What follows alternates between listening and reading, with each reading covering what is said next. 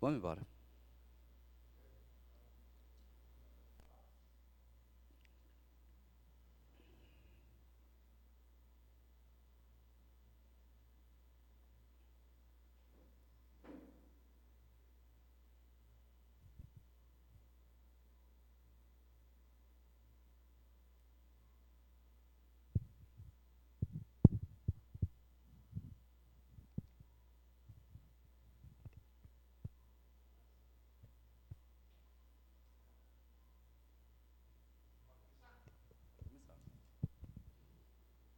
Queridos irmãos, boa noite na paz do Senhor Jesus.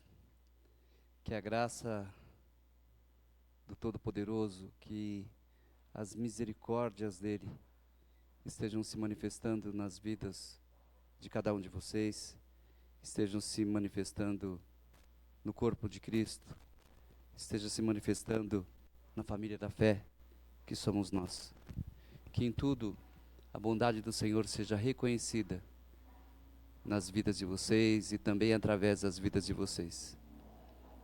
Queridos, mais uma vez o Senhor nos concede a oportunidade de refletirmos na sua palavra. Mais uma vez o Senhor nos concede a bênção, a vitória, de nos juntarmos como igreja para ouvir aquilo que Ele tem a falar conosco através da sua palavra.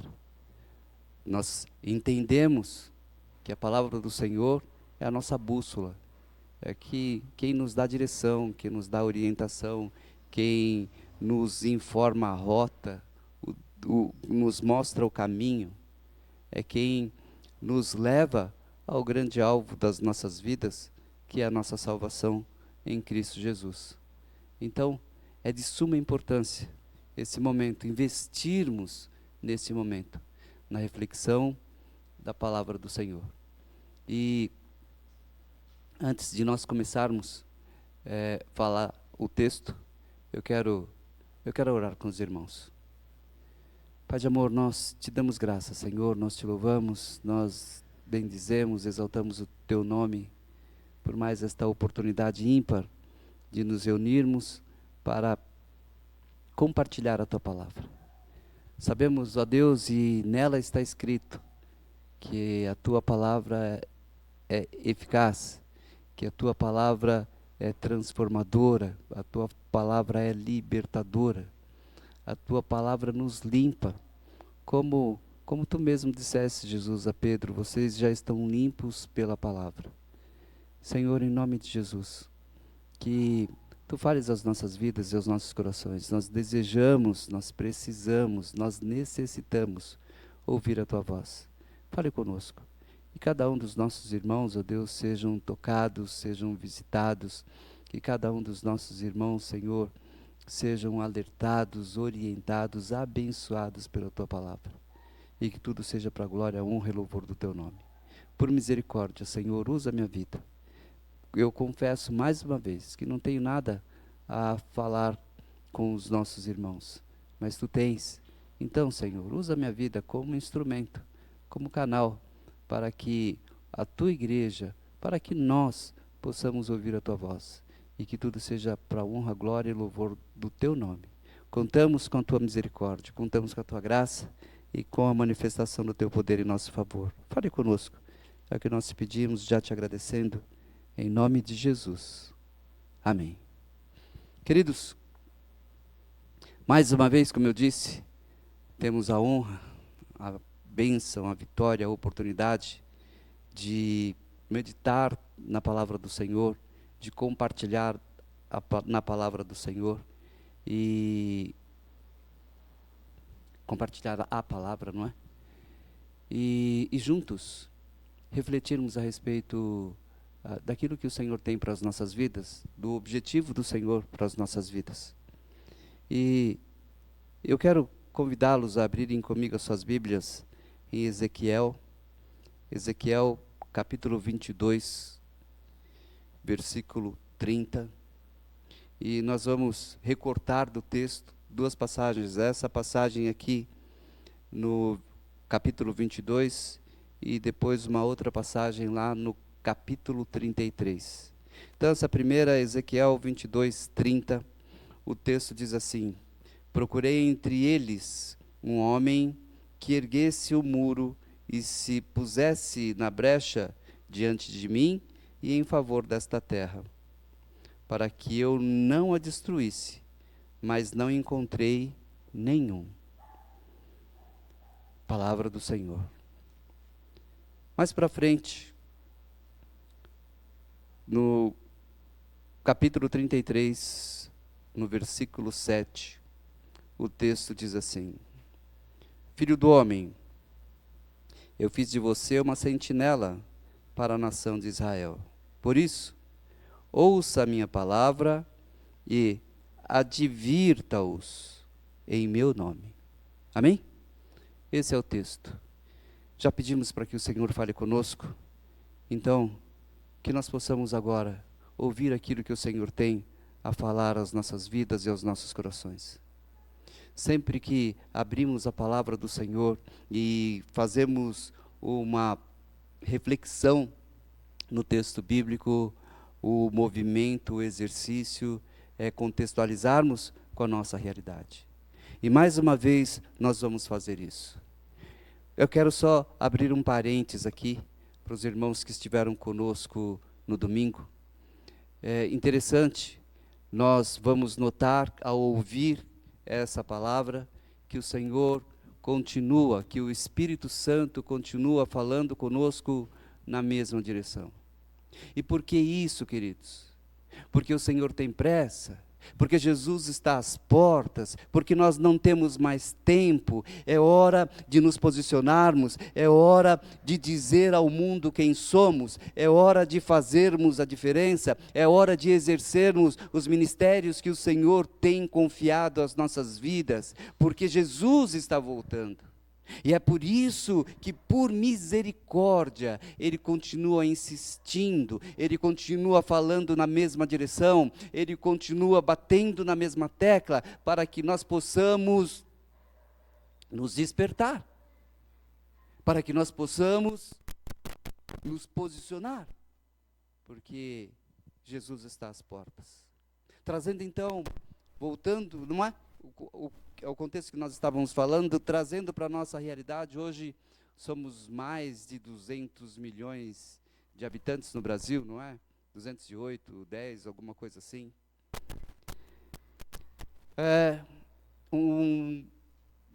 Vivemos, né, essa multidão num país denominado cristão.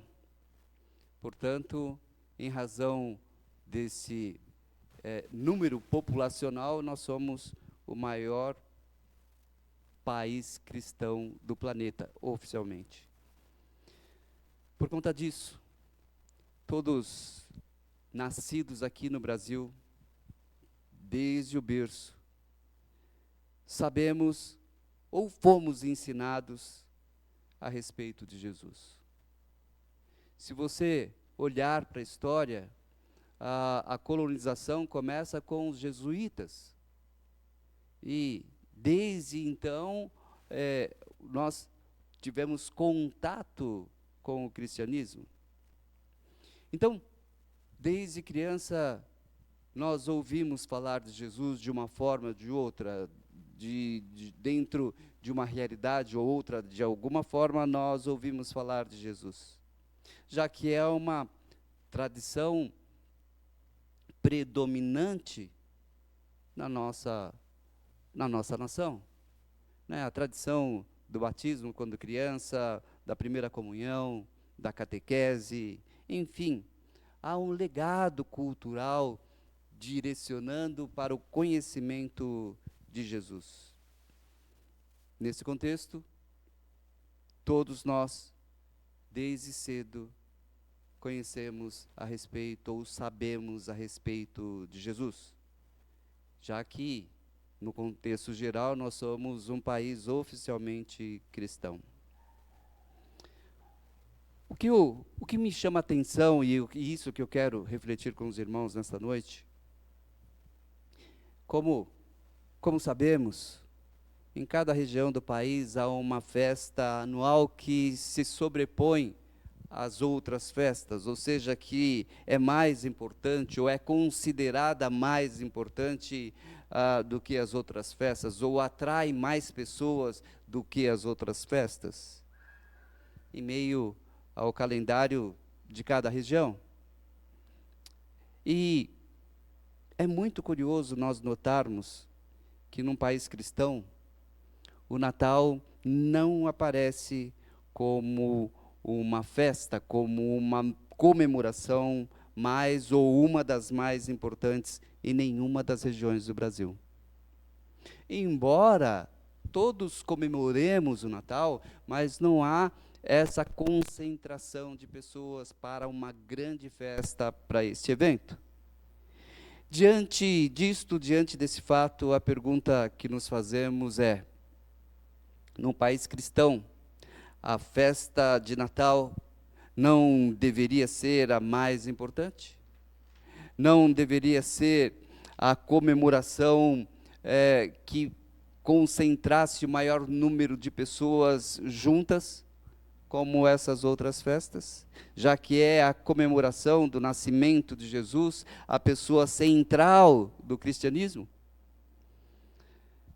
Só para fazermos um paralelo, na Arábia, em Meca, o Ramadã, que é também uma festa anual, é a principal comemoração do ano da religião islâmica. Somente lá, não somente lá, melhor dizendo, mas em todos os outros países onde há muçulmano, há uma comemoração no dia do Ramadã. Sendo assim, é uma celebração em grande parte do planeta. Anualmente eles fazem isso.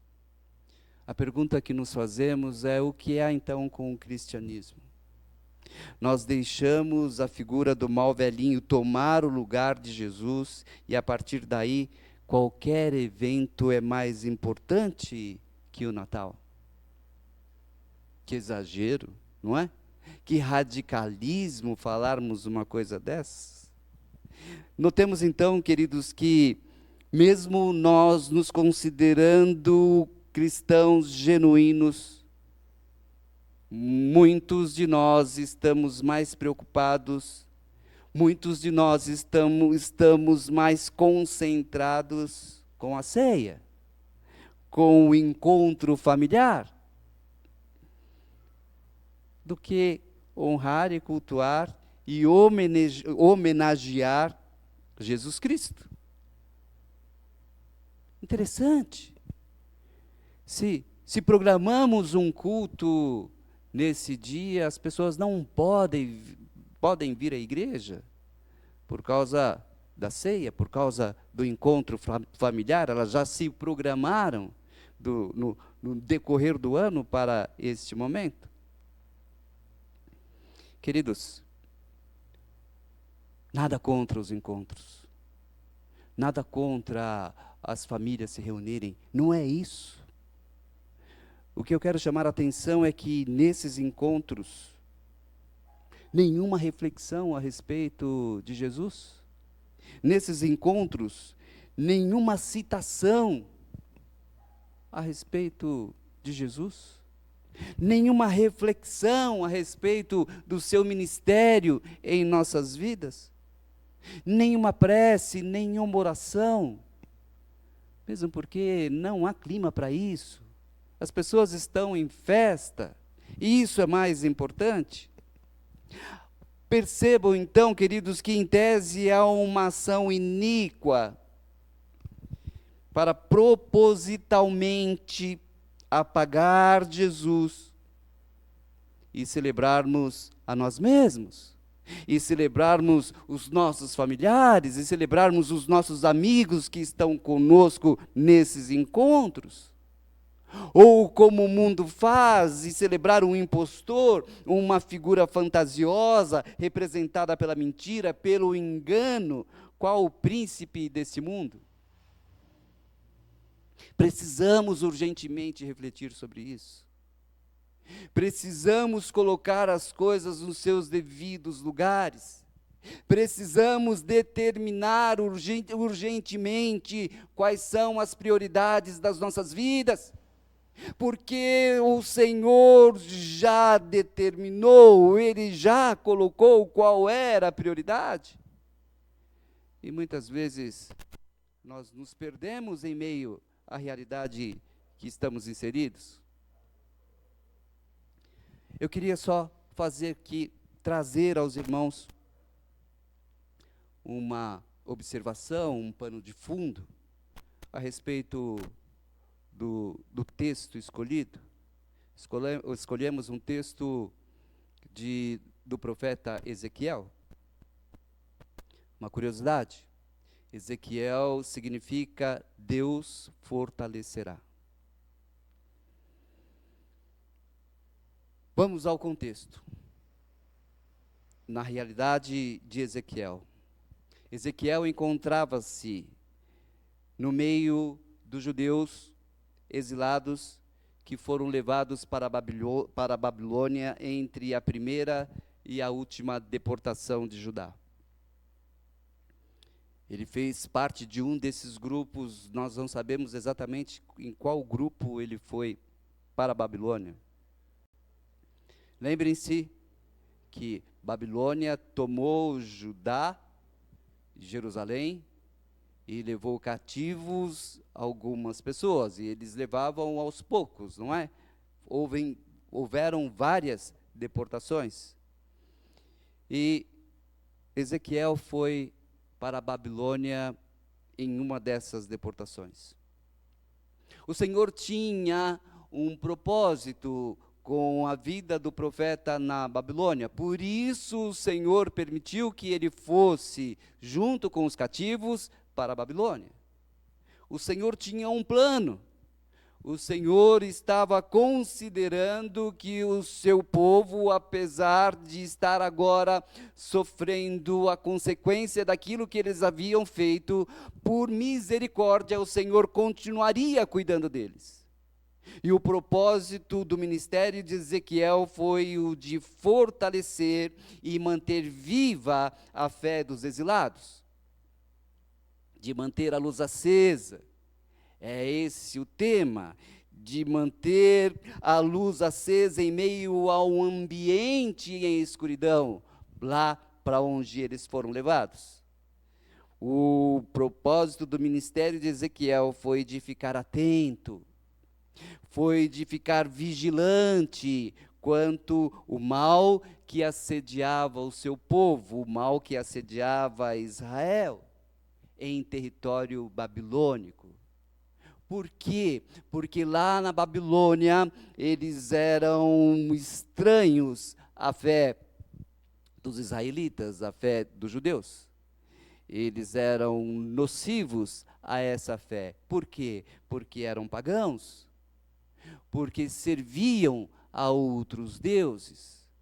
E certamente iriam influenciar os judeus a servirem os seus deuses.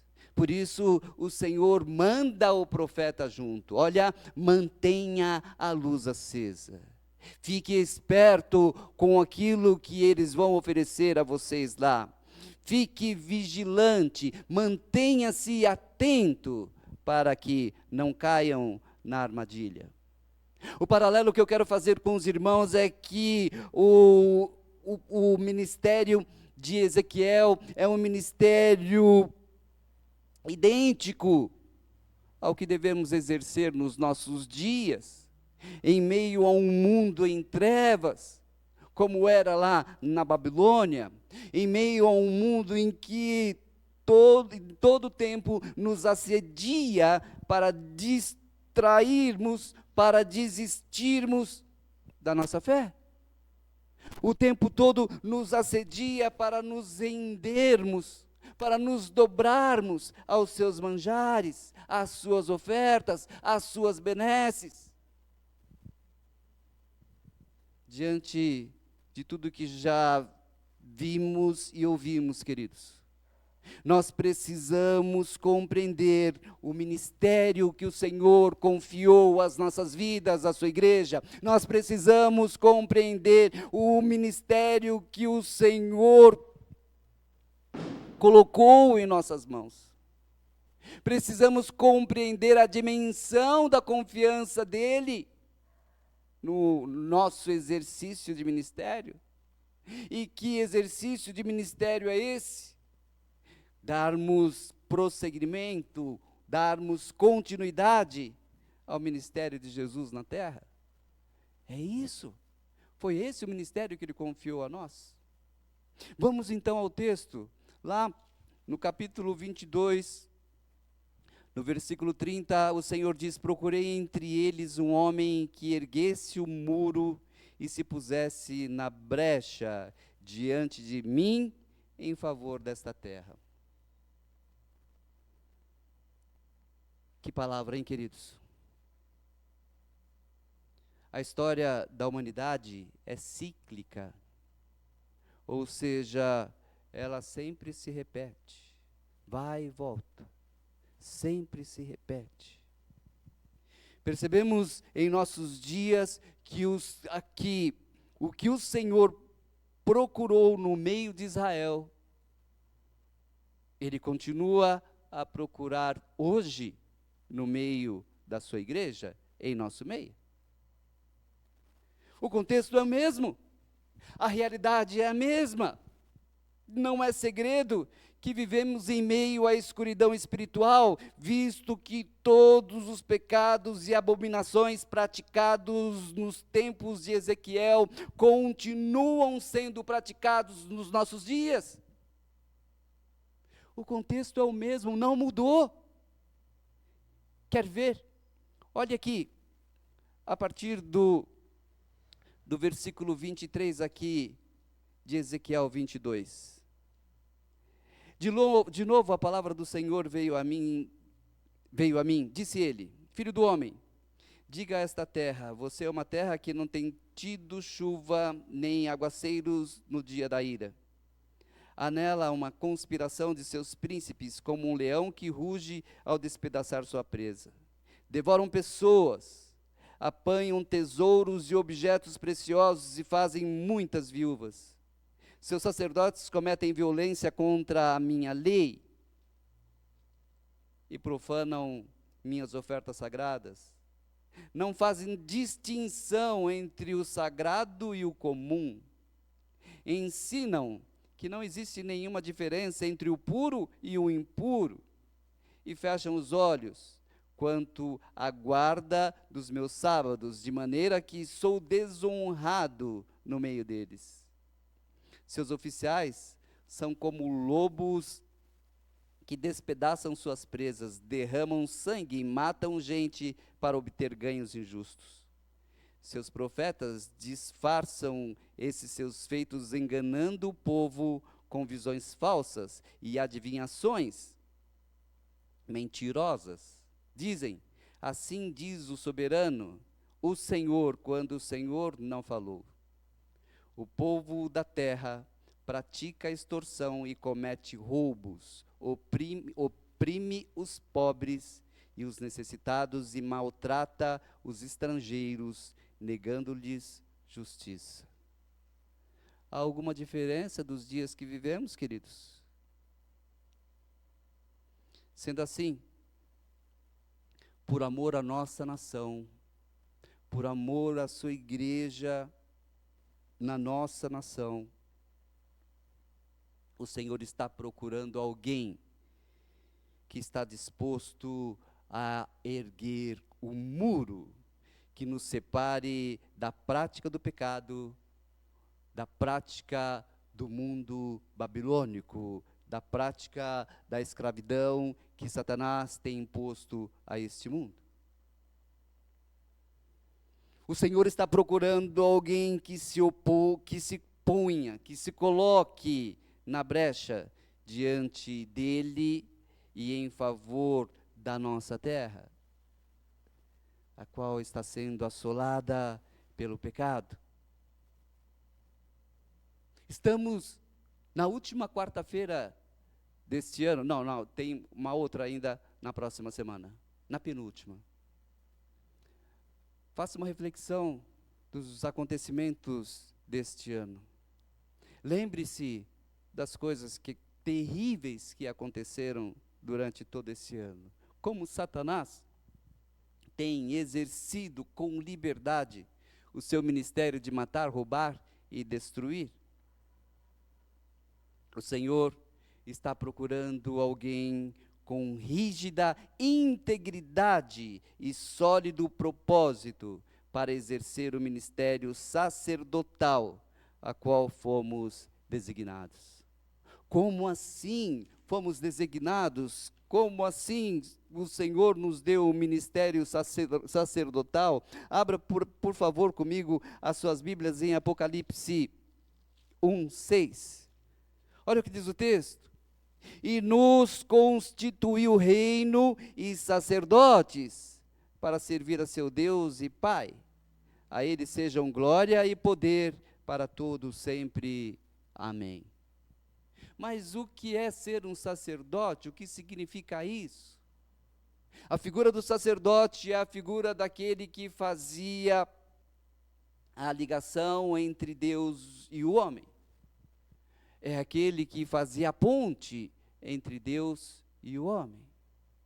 Você foi chamado para isso. Você foi chamado para fazer a ligação entre aquele que está sendo perdido, aquele que está deixando-se levar pelos enganos malignos. Você foi levantado, escolhido pelo Senhor para ligá-lo ao Senhor. De que forma? Testemunhando, levando a ele as boas novas do Evangelho. De que forma? Fazendo para ele um modelo de vida em Cristo. Nós fomos, então, como ocorreu com Ezequiel, chamados pelo Senhor para exercer com integridade e sólido propósito o ministério que o Senhor confiou às nossas vidas. Visto que não podemos continuar olhando as pessoas perecendo à nossa volta, não é possível nós continuarmos agindo passivamente diante de toda essa destruição que Satanás tem operado, tem manifestado nas vidas daqueles que estão à nossa volta. Não podemos ficar indiferentes, não pode ser assim, não foi para isso que fomos chamados. Continuando então o texto bíblico. Eu falei para os irmãos que o outro texto está lá em Ezequiel 33:7. E aqui em Ezequiel 36:7, a palavra diz assim: Filho do homem, eu fiz de você uma sentinela para a nação de Israel. Por isso, ouça a minha palavra e advirta-os em meu nome.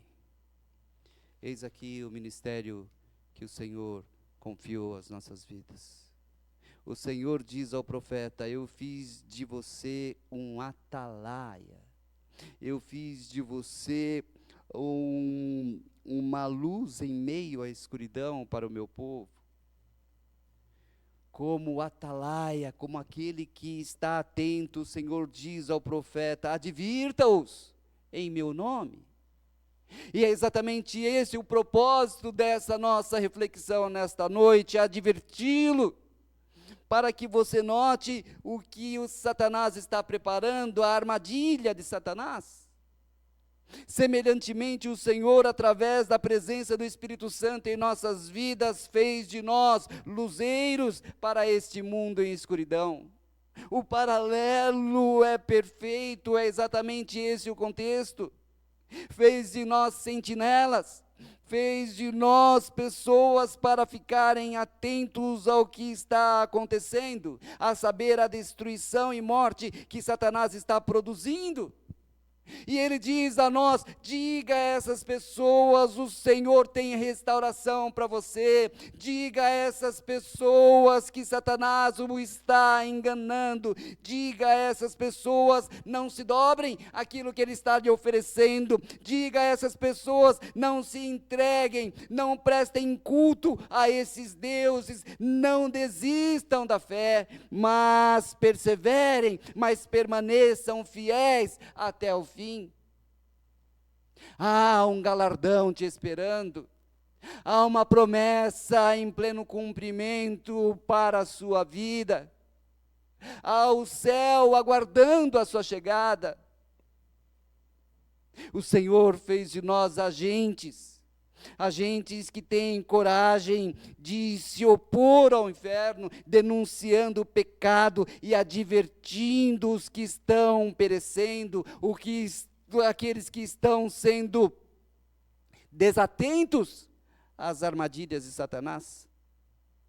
Isso porque Cristo está voltando. Novamente, eu quero que você coloque isso no seu coração. Cristo está voltando. Aquele que vem virá e não demorará, diz a sua palavra. Ele está voltando. E no pecado, aqueles que estiverem praticando o pecado ficarão para trás, aqueles que estão desistindo do plano do Senhor.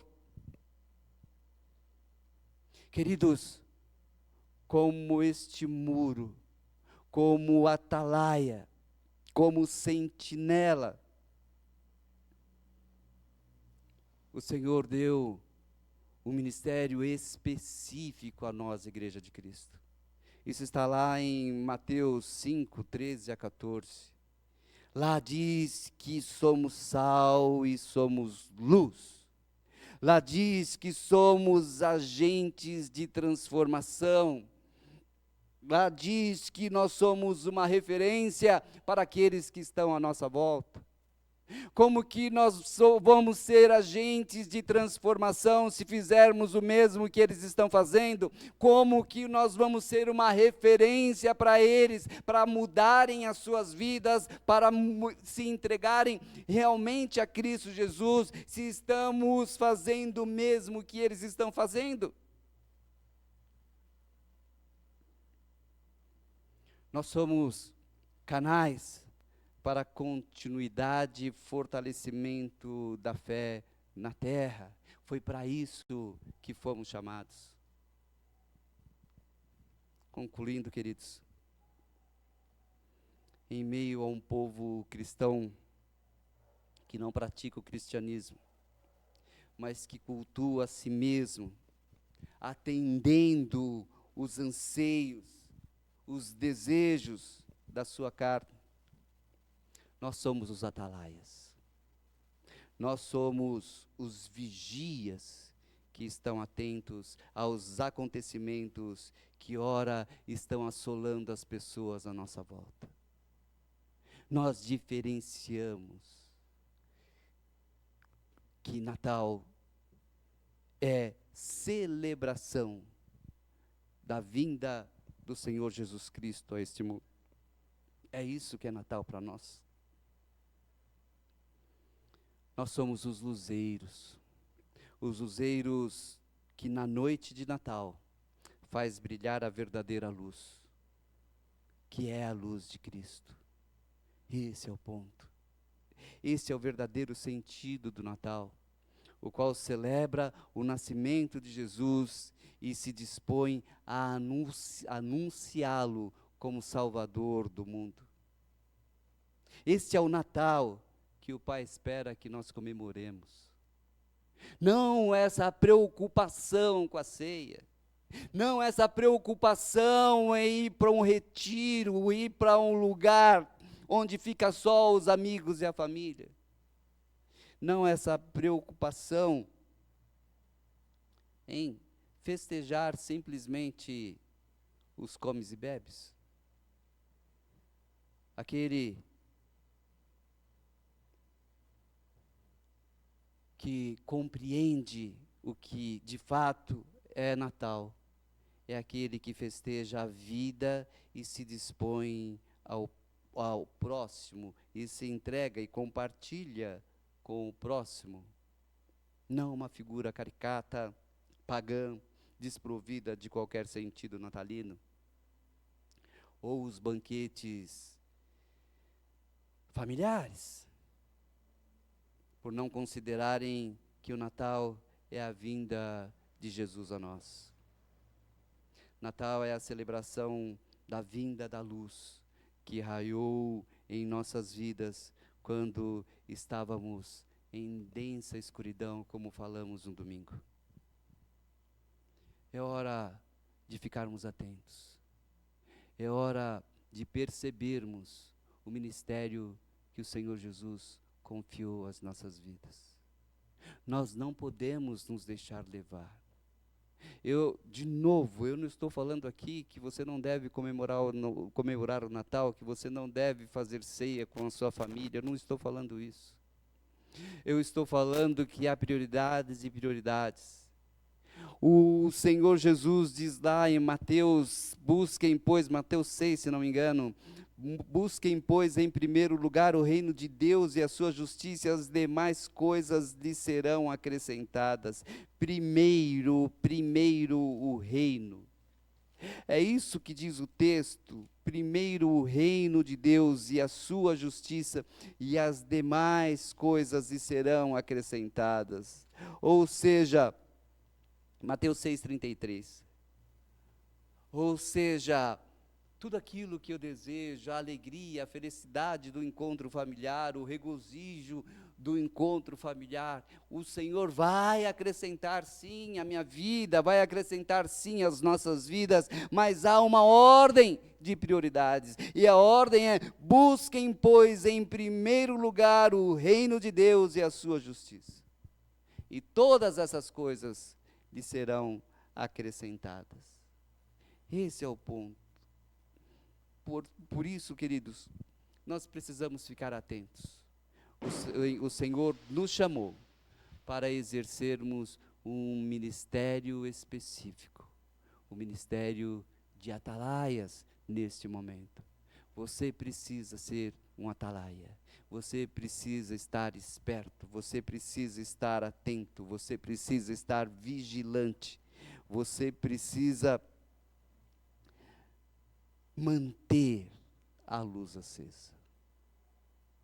De novo, nós, igreja, precisamos manter a luz acesa. E o que é manter a luz acesa? É devolver ao Natal o seu verdadeiro sentido, o seu verdadeiro significado. Não é festa, não é comes e bebes, não é encontro familiar, não é Papai Noel. Natal é, acima de tudo, a celebração da vinda do Senhor Jesus a este mundo.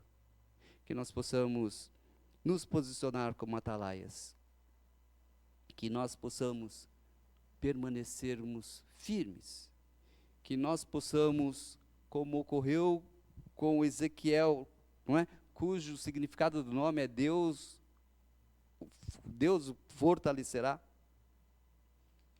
que nós possamos ter em mente que o Senhor nos fortalecerá, e nós seremos o muro, nos colocaremos na brecha, e também seremos o atalaia, aquele que está esperto, aquele que está percebendo o que Satanás está fazendo, e dizermos para Satanás: comigo não, Satanás, com a minha casa não, Satanás, com a minha família não, Satanás, e colocá-lo no seu devido lugar, repreendê-lo, para que ele fuja de nós, em nome do Senhor Jesus.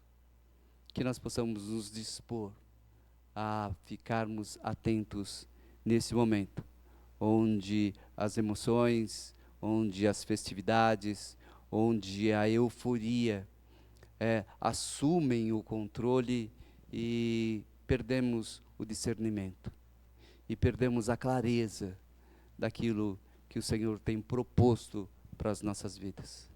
E que o Senhor fale melhor aos corações dos irmãos, em nome do Senhor Jesus. um Feliz Natal a todos. Que seja um Natal de realizações, de alegrias, de contentamento.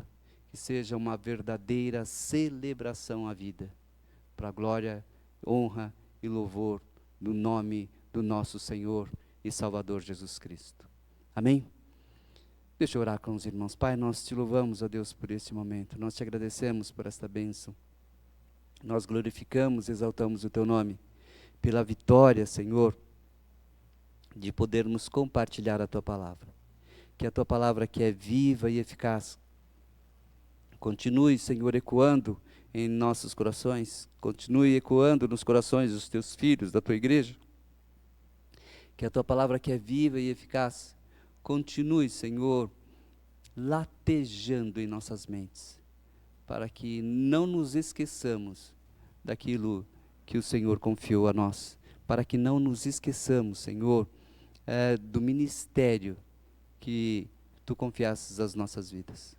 Deus de amor, em nome de Jesus, que a tua boa mão permaneça estendida sobre a tua igreja, ministrando a bênção da paz, a bênção da saúde, a bênção da alegria, a bênção da realização, a bênção da plenitude do teu Santo Espírito, a bênção da prosperidade, a bênção do suprimento, que em tudo, Senhor, em todas as áreas, nós, a tua igreja, cada um dos teus filhos, sejamos plenamente satisfeitos e que de nada tenhamos falta.